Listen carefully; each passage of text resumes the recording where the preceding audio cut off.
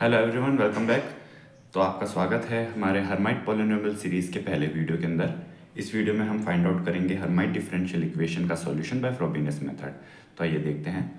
D square Y by D X square minus 2x D Y by D X plus 2ny equals to 0, ये हमारे पास Hermite differential equation है। इसे हम Hermite differential equation कहते हैं।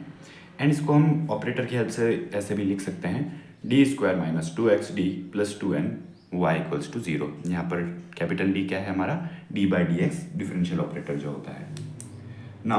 हमें इसका सॉल्यूशन फाइंड आउट करना है बाय फ्रोबेनियस मेथड। ना फ्रोबेनियस मेथड से अगर हमें सॉल्यूशन फाइंड आउट करना है तो हम क्या सकते हैं, हम लेट करेंगे लेट।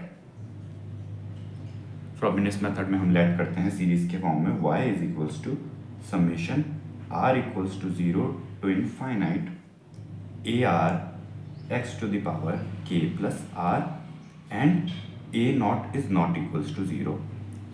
ये हम लेट करते हैं फ्रोबेनियस मेथड में। ए नॉट यानी कि जो स्मॉलेस्ट कोएफिशिएंट है, यानी कहीं ना कहीं पे तो x की पावर का कोई कोएफिशिएंट नॉन जीरो होगा, उसे ही हमने ए नॉट लेट किया है ना। इसे अगर हम डिफ्रेंशिएट करें, डिफ्रेंशिएटिंग, तो हमें क्या मिलेगा, D Y by D X is equals to, A R constant है, समीशन एज इट इज रहेगा, X to the power K plus R का डिफ्रेंशिएशन होगा तो हमें मिलेगा summation R equals to 0 to infinite A R K plus R X to the power K plus R minus 1। Also हम एक और बार differentiation करेंगे क्योंकि हमारे पास हर्माइट पॉलिनोमियल में हमें डबल डिफ्रेंशिएशन की भी ज़रूरत है, सेकेंड ऑर्डर डेरिवेटिव की भी ज़रूरत है। तो D square Y by D X square is equals to हमें मिलेगा summation R equals to 0 to infinite A R K plus R, and then again इसकी पावर का होगा, then K plus R minus 1 power हमारे पास product में आएगी, K plus R minus 1 and X to the power हमारे पास बचेगा के प्लस आर माइनस 2। तो इस तरीके से हमारे पास D square Y by D X square and D Y by D X की वैल्यू आ चुकी है एंड वाई की वैल्यू हमारे पास गिवन है। इस तरीके से इन सभी वैल्यूज़ को हम पुट करेंगे इक्वेशन 1 में। Put Y D Y by D X comma D square Y by D X square in 1, तो हमें क्या मिलेगा जब हम पुट करेंगे, तो D square Y by D X square की वैल्यू कुछ इस तरीके से, तो हमें कुछ इस तरीके से वैल्यू मिलेगी, summation R equals to 0 to infinite A R K plus R minus 1 X to the power K plus R minus 2 minus 2x summation, ये हमारे y की वैल्यू आई, D Y by D X की value आई, A R K plus R X to the power K plus R minus 1, and then हमारे पास plus 2n y की value है, देन प्लस 2n y की value क्या थी हमारे पास, summation r equals to 0 to infinite, यहाँ पर है हमारे पास y की value A R X to the power k plus R equals to 0। ये हमने वैल्यूज़ को पुट कर दिया। नाउ यहाँ पर हम देख सकते हैं हमारा जो सेकेंड टर्म है x है हमारे पास and X to the power k plus R minus 1 है, तो जब हम मल्टीप्लाई करवाएंगे तो हमें क्या मिलेगा, X to the power k plus R मिलेगा, बिकॉज माइनस 1 एंड एक्स की पावर 1 कैंसल आउट हो जाएगी। तो हम कुछ इस तरीके से इसे लिख सकते हैं, summation R equals to 0 to infinite A R K plus R minus 1 X to the power K plus R minus 2। Then इन दोनों ही समेशंस को हम कंबाइन करके लिख सकते हैं, बिकॉज हमारे पास X to the power K plus R इधर भी बनेगी एंड इधर भी X to the power K plus R है, तो हम लिख सकते हैं plus summation R equals to 0 to infinite A R as it is रहेगा, एंड ए आर के बाद यहाँ पर क्या है हमारे पास 2n है, तो हम लिख सकते हैं इसे 2n, एंड यहाँ पर हमारे पास क्या आएगा, minus of 2k plus R, तो minus 2k plus R X to the power k plus R equals to 0। ये हमारे पास कुछ इस तरीके से इक्वेशन बनी। नाउ हमारे पास ये जो इक्वेशन है, इक्वेशन अगर 2 हम इसे नाम दें तो हम कह सकते हैं इक्वेशन 2 इज आइडेंटिटी, आइडेंटिटी है, आइडेंटिकल इक्वल टू 0 में मिल रही है। And identically equal to zero अगर हमें मिल रही है तो यानी कि इसका मतलब ये हुआ coefficients of different powers of X हमारे पास वैनिश होने चाहिए। Different powers of X to the power R should be zero. Zero क्या होने चाहिए? अगर हम इसे एक एग्जांपल की हेल्प से समझना चाहें तो फॉर एग्जांपल आप इधर देखिए, अगर हम कहते हैं कि एक्स स्क्वायर, ए हमारे पास कोई कोएफिशिएंट है X square plus B X equals to zero है, तो ये किस कंडीशन में पॉसिबल होगा? आइडेंटिकली, यानी कि हर वैल्यू के लिए एक्स के, तो वो तभी पॉसिबल होगा जब ए एंड बी खुद दोनों ही जीरो हों, तभी हर वैल्यू के लिए पॉसिबल होगा। तो इसीलिए हमने कहा कि अगर इक्वेशन टू आइडेंटिटी है यानी कि सभी कोएफिशिएंट्स को जीरो होना पड़ेगा। ना सभी कोएफिशिएंट्स को अगर जीरो होना पड़ेगा तो सबसे पहले हम लोएस्ट डिग्री टर्म को जीरो पुट करते हैं। नाउ लोएस्ट डिग्री टर्म हमें कहाँ से मिलेगी? लोएस्ट डिग्री टर्म हमें तब मिलेगी जब हम यहाँ पर इस इक्वेशन में आर की वैल्यू को जीरो पुट करेंगे। आर की वैल्यू जीरो पुट करेंगे तो हमें मिलेगा A zero and X to the power K minus two. यहाँ पर तो आर की वैल्यू जब जीरो पुट करेंगे तो हमें x to the power K मिलेगी, and X to the power K minus two उससे भी छोटी है, तो X to the power K minus two lowest degree term हुई। तो हम करेंगे equating to zero X to the power K minus two. X to the power K minus two हमें कहाँ से मिलेगी? आर पुट करने से, एंड आर टू पुट करने से हमें इसका कोएफिशिएंट क्या मिलेगा? A zero K plus R, K plus zero हमारे पास हुआ K, and then K plus R minus one, R zero यानी कि K minus one equals to zero. इसे हम कहते हैं integral equation. Alright, Frobenius method में जो हमारे पास ये इक्वेशन आती है इसे हम इंटीग्रल इक्वेशन कहते हैं। नाउ हम जानते हैं, हमने पहले ही अज्यूम किया था A naught is not equals to zero. इसका मतलब K is equals to zero और K is equals to one. K minus one equals to zero से हमें के इज इक्वल्स टू वन मिलेगा। तो हमारे पास ये दो केस पॉसिबल हैं सॉल्यूशन के लिए। नाउ इसे हम अपनी अलग से इक्वेशन 3 नाम दे सकते हैं। अब हम इक्वेट करेंगे equating to zero coefficient of X to the power K minus one. Equating to zero X to the power K minus one के कोएफिशिएंट्स को, कोएफिशिएंट ऑफ, ऑलराइट, यहाँ पे भी coefficient of X to the power K minus one. अब यहाँ पर हमारे पास X to the power K minus one कब मिलेगी? जब हमारा आर की वैल्यू वन होगी। Then K plus one minus two यानी कि one minus two minus one, K minus one. यहाँ पर अगेन के प्लस वन रहेगा, तो यहाँ पर हमारे पास रिक्वायरमेंट नहीं है कंसिडर करने की। जब हम यहाँ पर वन पुट करेंगे तो हमारे पास क्या बनेगा? ए वन के plus one and then K plus one minus one zero, one minus one zero हो जाएगा, देन के बचेगा, के इज इक्वल्स टू जीरो। अब इसका मतलब क्या हुआ? ये भी हमारी इंटीग्रल इक्वेशन है। अब इसका मतलब क्या हुआ? हमारे पास के इक्वल्स टू जीरो और ऑलरेडी एक पॉसिबिलिटी थी, तो एक पॉसिबिलिटी तो सेटिस्फाई हो रही है के इक्वल टू जीरो पे। देन के इक्वल टू अगर वन हम कंसिडर करें तो हमारे ए वन को जीरो होना पड़ेगा, बिकॉज के इक्वल टू वन पे ये दोनों टर्म जीरो नहीं होंगे। तो यानी कि हम कह सकते हैं के इज इक्वल्स टू ज़ीरो और A one is equals to zero और बोथ, यानी कि ये तीन पॉसिबिलिटीज़ हैं, या तो दोनों ही ज़ीरो होने चाहिए ए वन एंड के, या फिर के ज़ीरो है या फिर ए वन ज़ीरो है, तभी ये इक्वेशन सेटिस्फाई होगी और किसी वैल्यू के लिए सेटिस्फाई नहीं होगी। Now when k is equals to zero, अगर k अगर जीरो हो जाता है then a1 is indeterminate. Indeterminate मतलब जिसकी वैल्यू हम फाइंड आउट नहीं कर सकते, बिकॉज a1 चाहे कुछ भी हो, तो k अगर ज़ीरो है तो हमारे पास a1 की जो टर्म्स आएंगी साथ में वो ज़ीरो हो जाएंगी, एंड a1 से प्रोडक्ट होगा तब ज़ीरो टर्म मिलेगी, यानी कोएफिशिएंट सारे ज़ीरो हो जाएंगे।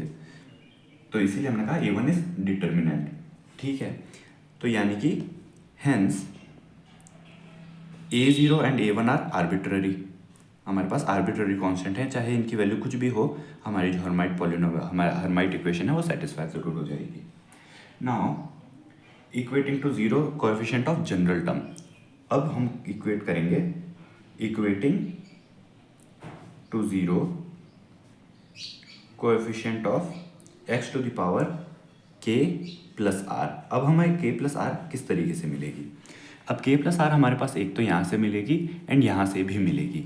अभी तक हमारे पास x to the power k and x to the power k minus 1 यहाँ से नहीं मिले थे, बट अब हमें यहाँ पर x to the power k जो टर्म है वो मिल सकती है डेफिनेटली।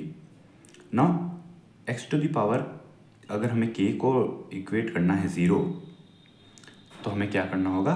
हमें r की वैल्यू उसके अकॉर्डिंग ही पुट करनी होगी। x to the power k की वैल्यू हम पुट करेंगे कोएफिशिएंट्स की 0। अगर हम यहाँ पर r की वैल्यू 2 पुट करते हैं तो हमें 2 माइनस 2 0 मिलेगा, यानी x to the power k मिलेगी। तो x to the power k का कोएफिशिएंट हमें यहाँ से क्या मिलेगा? a2 k plus two k plus 2 हुआ हमारे पास, and k plus R minus 1 यानी k प्लस 1, 2 माइनस 1 1। अगेन यहाँ से हमें क्या मिलेगा? यहाँ से हमें r की वैल्यू 0 पुट करनी पड़ेगी, तब हमारे पास x to the power k बनेगी। तो यहाँ से हमें मिला a0 एंड ब्रैकेट में 2n minus k plus are हमने 0 पुट किया तो k प्लस 0 हमारे पास k बचा, minus 2k x to the power k कोई कोएफिशिएंट्स को हम 0 कर रहे हैं, तो हमें कुछ इस तरीके से टर्म मिली। ना इस टर्म को हम क्या कर सकते हैं? अब अगर हम इसे कंसिडर करना चाहें a2 की वैल्यू तो हमें किस तरीके से मिलेगी? a2 is equals to minus of, हम टर्म्स को इधर लेकर जाएंगे तो हमें मिलेगी minus of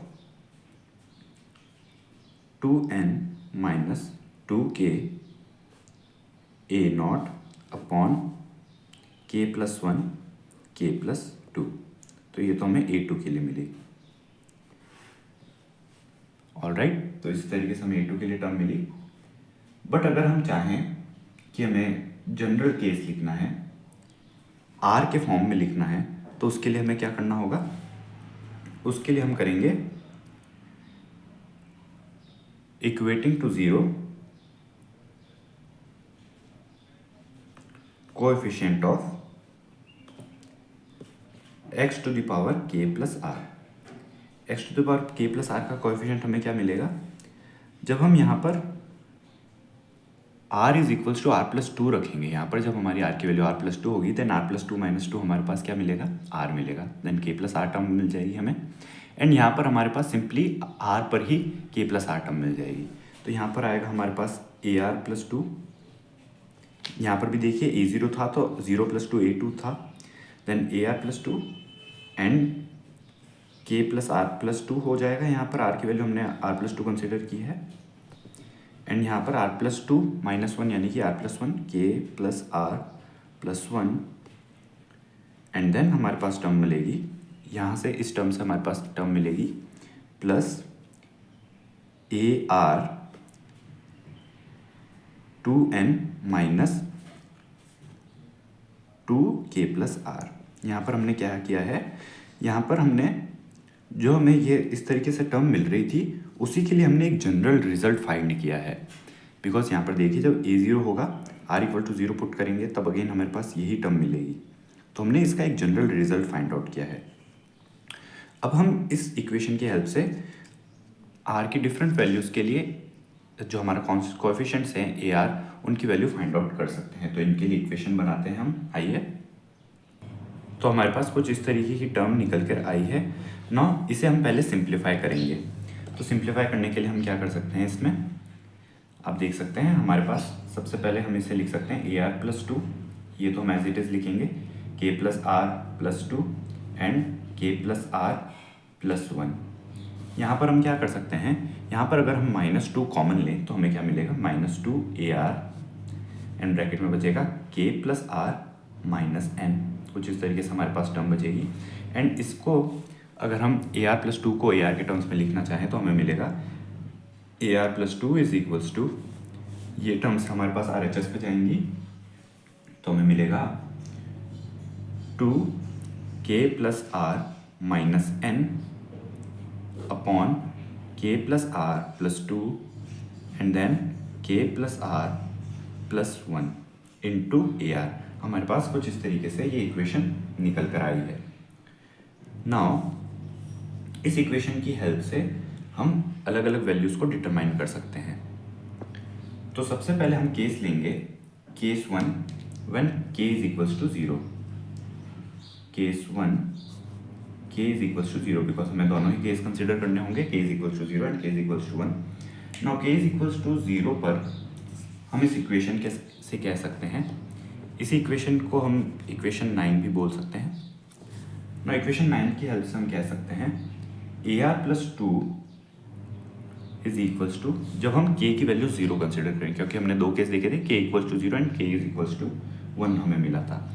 now k equals to 0 पर हमारे पास बचेगा, k तो 0 हो गया तो हमारे पास बचेगा 2r minus 2n upon denominator में r plus 2 and r plus 1 and AR। इस तरीके से हमारे पास टर्म बची। नाउ हम डिफरेंट वैल्यूज़ के लिए फाइंड आउट कर सकते हैं। Now put r is equals to 0, 2, 4 and so on. इससे हमें जो भी इवन टर्म्स हैं उनके हमें वैल्यू मिलेगी। तो हम सबसे पहले जब r इक्वल्स टू 0 पुट करेंगे तो हमें क्या मिलेगा, r इक्वल्स टू 0 पे हमें a2 की वैल्यू मिलेगी। r इक्वल्स टू 0 है तो हमें मिलेगा minus 2n upon again 2 into 1 and a0। इस तरीके से हमें a2 की वैल्यू मिली है। सबसे पहले 2 इंटू 1 को हम क्या लिख सकते हैं, 2 फैक्टोरियल भी लिख सकते हैं। तो सबसे पहले हमें ये एक वैल्यू मिल गई।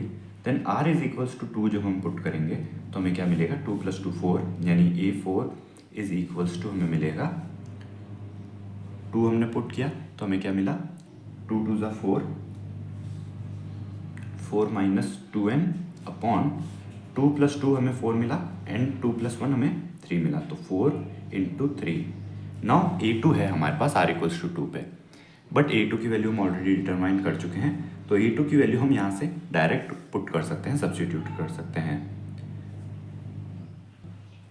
तो हमें मिलेगा a2 की वैल्यू जब हम पुट करेंगे तो minus 2n upon 2 factorial into a0, ताकि हम इसलिए कर रहे हैं ताकि हमारे पास सभी a0 की टर्म्स में आ जाए। तो अब यहाँ से हम अगर -2 को कॉमन लें एंड अगर यहाँ से भी हम 4 माइनस 2n में से -2 को कॉमन लें तो हमारे पास क्या बचेगा, -2 होल स्क्वायर, बिकॉज हम सीरीज में बनाना चाहते हैं, एक फॉर्मूला क्रिएट करना चाहते हैं। एंड यहाँ से हमने -2 कॉमन लिया तो हमारे पास साइन चेंज हो जाएगा एंड n-2 बचेगा, n-2, बिकॉज देखिए -2 इंटू -2 हमारे पास 4 बनेगा and -2 into 2n -2n, 4 minus 2n, इसीलिए हमने -2 कॉमन लिया। एंड 4 इंटू 3, 2 फैक्टोरियल हमारे पास क्या हुआ, 2 इंटू 1, तो 4 इंटू 3 इंटू 2 इंटू 1 हमारे पास क्या मिला, 4 फैक्टोरियल। तो कुछ इस तरीके से हमें टर्म मिली। सो यही प्रोसेस जब हम कंटिन्यू करते जाएंगे, हेंस वी कैन से जो हमारा टर्म्स मिलेगी a2m इवन नंबर्स के लिए, जो हमें इवन नंबर्स के लिए टर्म मिलेगी a2m, it will be equal to -2 to the power m। यहाँ पर देखिए जब हमारे पास 4 था तो हमारे पास 2m की वैल्यू क्या थी, 4 थी, यानी m की वैल्यू हमारे पास 2 थी, तो -2 का क्या स्क्वायर आया था, हमारे पास 2 आया था, तो -2 की पावर m। देन हम लिख सकते हैं n-2 and so on till n-2m plus 2। यहाँ तक हमारी टर्म्स चलनी चाहिए।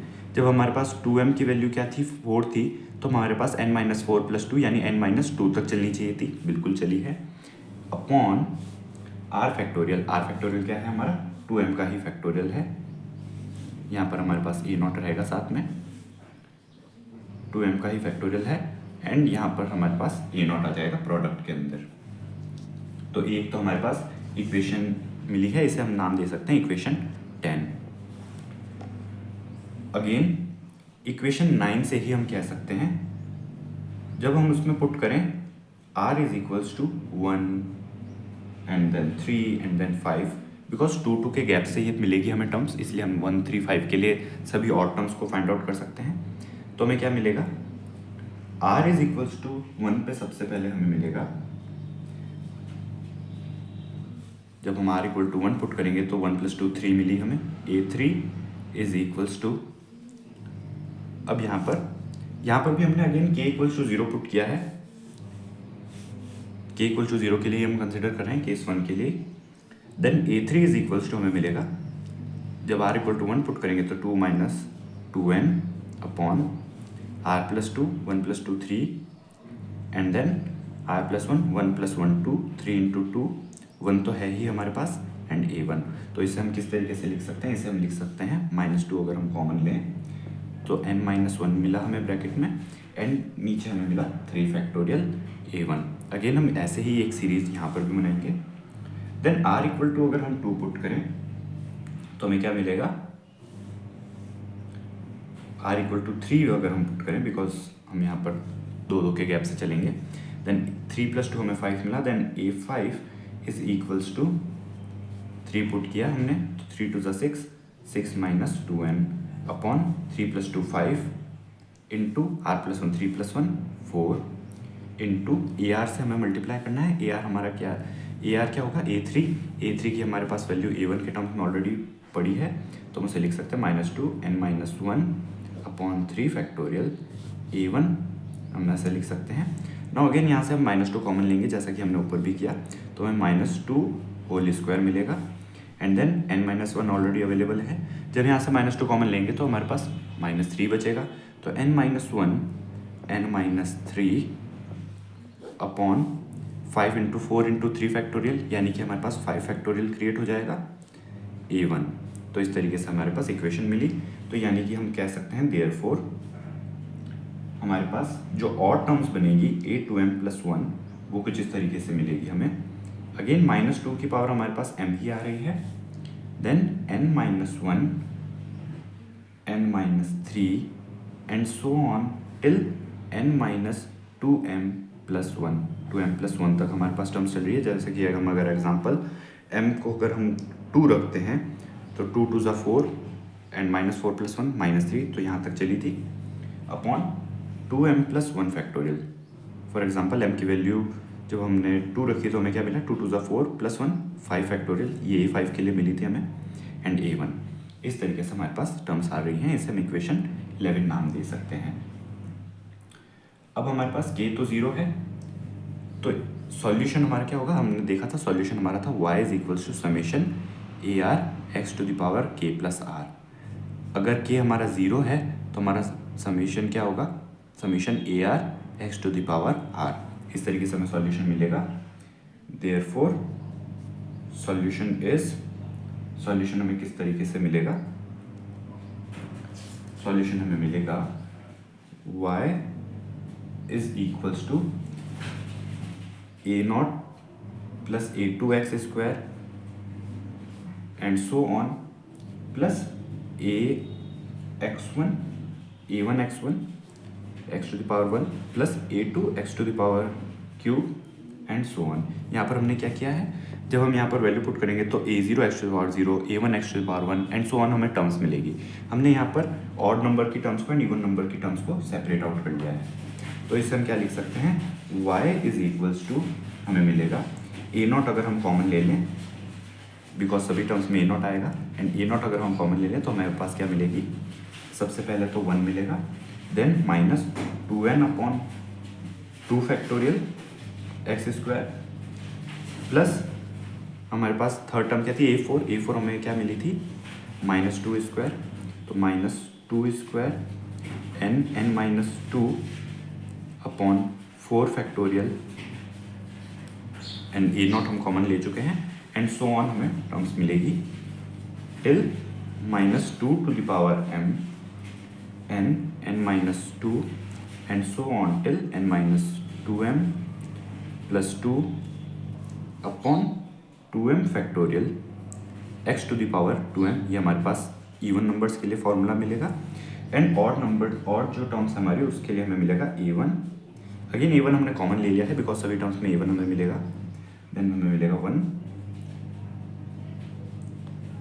x, यहाँ पर हमारे जैसे x² एंड x⁴ मिल रहा था हमें तो यहाँ पर हमारे पास x मिलेगा फर्स्ट टर्म में एंड देन सेकेंड टर्म में x³ एंड सो ऑन इस तरीके से मिलेगा। तो -2n-1 अपॉन 3 फैक्टोरियल था हमारा एंड हमारे पास एक्स क्यूब बचेगा प्लस 2 स्क्वायर माइनस 2 का स्क्वायर भी हम लिख सकते हैं n minus 1 n minus 3 upon 5 factorial हमें मिलेगा and x to the power 5 मिलेगा and so on. General term क्या है minus 2 to the power m n minus 1 n minus 3 कहाँ तक चलेगा n माइनस 2m प्लस 1 तक हमने यहाँ पर देखा अपॉन हमारे पास रहेगा 2m plus 1 factorial and x की पावर भी हमारे पास रहेगी 2m प्लस 1। तो ये हमारे पास सॉल्यूशन हमें मिला है k इज इक्वल्स टू 0 के लिए। अब हमारे पास जो ये सॉल्यूशन हमें मिला है y का, इसे हम कंबाइन करके एक कॉम्पैक्ट फॉर्म में अगर लिखना चाहें y इज इक्वल्स टू, तो हम लिख सकते हैं a not y a naught u plus a1 v, अगर हम इसे शॉर्ट में लिखना चाहें तो। एंड इसे हम a naught u equals to y1 भी कह सकते हैं if a1 is equals to 0, क्योंकि हमने देखा था a1 भी 0 होने का केस था एक। तो अगर a1 इक्वल्स टू 0 है तो हमें ये सॉल्यूशन मिलेगा a naught u is equals to y1 when a1 is equals to 0। तो हमें कुछ इस तरीके से y की वैल्यू a1, ये हमें पहला सॉल्यूशन मिला k इक्वल्स टू 0 की हेल्प से। आइए अब हम देखते हैं केस 2, जो कि होगा हमारा k इज इक्वल्स टू 1 पे। सो देखते हैं हम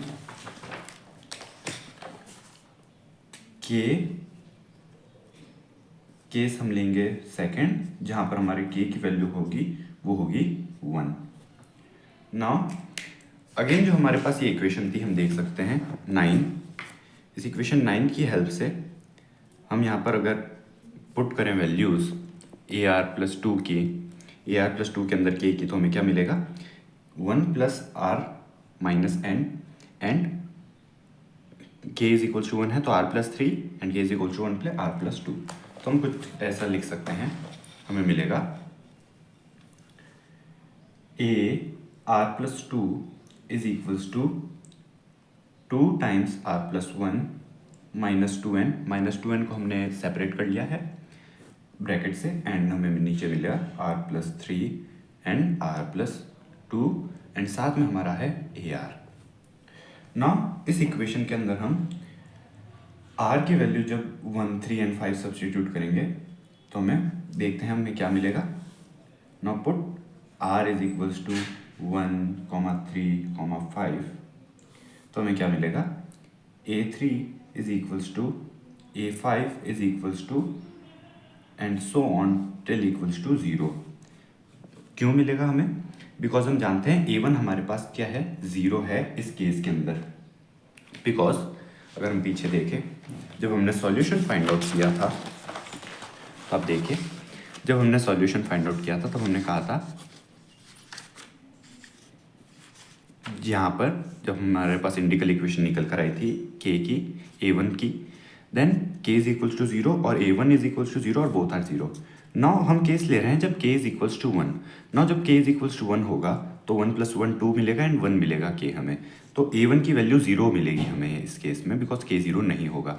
इसीलिए हमने कहा कि a1 0 है एंड सिंस a1 0 है तो उससे जो भी टर्म्स मिलेगी a3 a5 जो भी ऑड टर्म्स हमें वो भी 0 मिलेगी।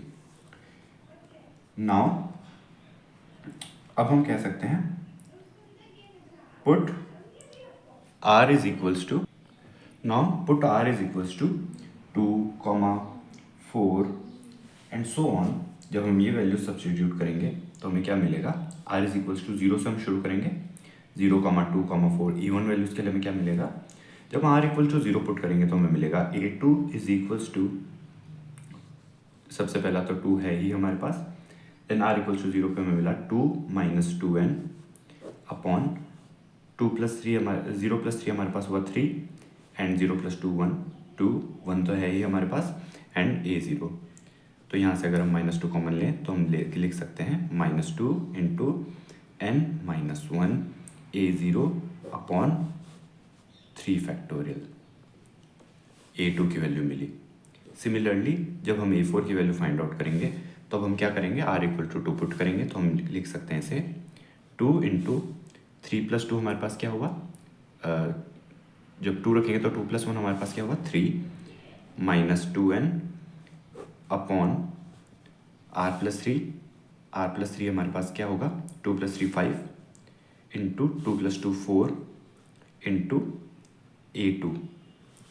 अब यहाँ पर A2 की वैल्यू अगर हम सब्सटीट्यूट कर लें, ये जो हमें मिली थी, एंड यहाँ से अगर हम -2 कॉमन ले लें तो हमें क्या मिलेगा -2 होल स्क्वायर, बिकॉज 2 बार -2 हो जाएगा हमारे पास, देन n-1 ऑलरेडी हमारे पास A2 की वैल्यू से आएगा, एंड यहाँ से -2 कॉमन लेंगे तो हमारे पास -n-3 बचेगा, तो n-1 n-3 अपॉन 5 इंटू 4 है एंड 3 फैक्टोरियल और जुड़ जाएगा तो 5 फैक्टोरियल मिल जाएगा हमें एंड A0।